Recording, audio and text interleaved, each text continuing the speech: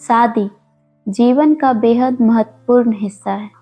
शादी के बाद एक लड़की अपना सब कुछ छोड़कर एक नए परिवार में जाती है और वहाँ के नियमों संस्कारों को अपनाती है।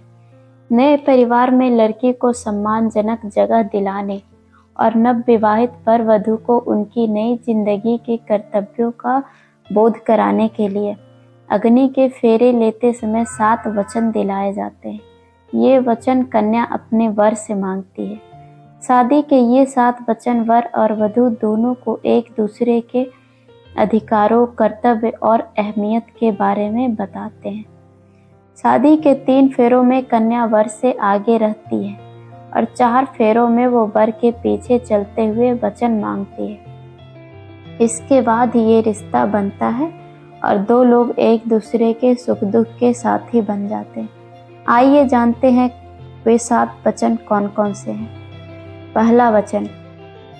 पहले फेरे में दुल्हन आगे चलती है और अपने होने वाले जीवन साथी से ये वचन मांगती है कि जब भी आप जीवन में कोई तीर्थ यात्रा, हवन, पूजा या अन्य कोई धर्म कार्य करेंगे तो वो आप मुझे अपने साथ रखेंगे, तो मैं आपके वामांग में आना चाहूँगी। दूसरा वचन।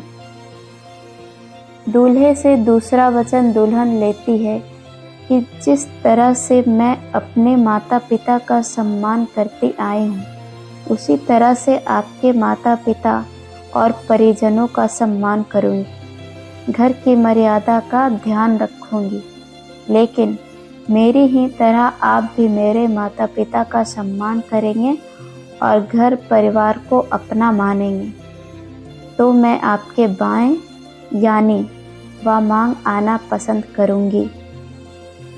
तीसरा वचन।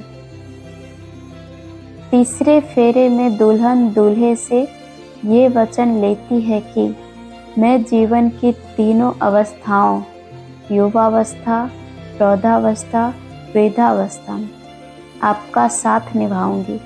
अगर आप भी मुझे ऐसा वचन देते हैं तो मैं आपके वामांग आना चाहूँगी। चौथा वचन। शादी के 3 वचन पति से लेने के बाद चौथे वचन में दूल्हा आगे आता है। इसके बाद दुल्हन पति से वचन मांगते हुए कहती है कि अब तक आप घर परिवार की चिंता से मुक्त थे। विवाह के बाद परिवार की ज़रूरतों को पूरा करने का दायित्व आप पर होगा। अगर आप इसे निभाने को तैयार हैं तो मैं आपके वामांग में आना चाहूँगी। 5वां वचन।